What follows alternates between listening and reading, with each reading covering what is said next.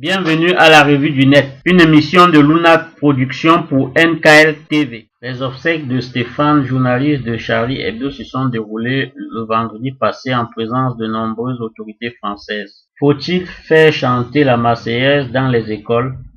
C'est l'une des questions que se posent de nombreux Français après les attentats de la semaine dernière, attentats ayant provoqué la mort de 17 personnes. Selon le journal Le Monde, le parquet a ouvert ce jour une enquête préliminaire contre M. Philippe Tesson, chroniqueur du journal Le Point, après sa déclaration de la semaine dernière où il affirme que ce sont les musulmans qui amènent la merde en France. Affaire à suivre. Pour contribuer à la lutte contre les djihadistes, de nombreux quartiers populaires se mobilisent contre l'extrémisme religieux. Le gouvernement a adopté des mesures strictes pour la protection du territoire français. L'alerte est passée à Vigie Pirate Rouge dans tous les établissements publics. La protection a été renforcée près des écoles et lieux de culte.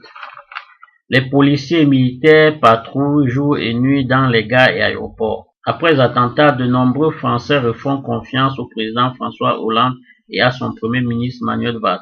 D'après un récent sondage de IFOP pour Paris Match et Sub Radio, la cote de popularité de François Hollande a reçu un bond de 40% d'opinion favorable et 61% pour son premier ministre Manuel Valls. C'est dire que tout reste encore possible pour la candidature de François Hollande en 2017. Les forces de l'ordre ont reçu un vibrant remerciement de la population française pour leur effort consenti lors des attentats de la semaine dernière.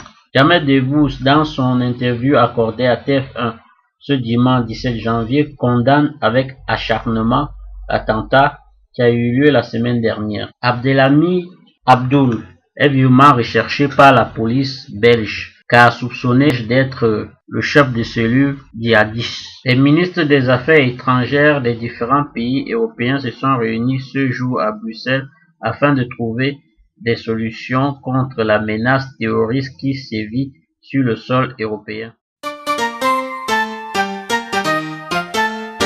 Une coalition militaire régionale est indispensable pour lutter contre Boko Haram qui sème la terreur dans différents sols africains. Le Tchad a accepté de lutter aux côtés de l'armée camerounaise. D'après France 24, le déploiement des troupes tchadiennes au Cameroun témoigne cette volonté de coalition. Boko Haram a déjà fait de nombreuses morts et de dizaines d'otages au Cameroun. L'armée camerounaise a libéré, d'après un porte-parole du ministère de la Défense, 24 des 80 otages enlevés lors d'une attaque contre Boko Haram. 2015.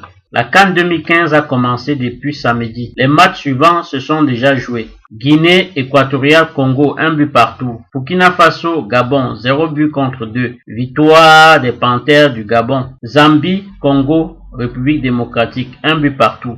Tunisie Cap-Vert, 1 but partout. Actuellement se joue le match Ghana-Sénégal. Le Ghana mène par 1 but à 0 à la mi-temps.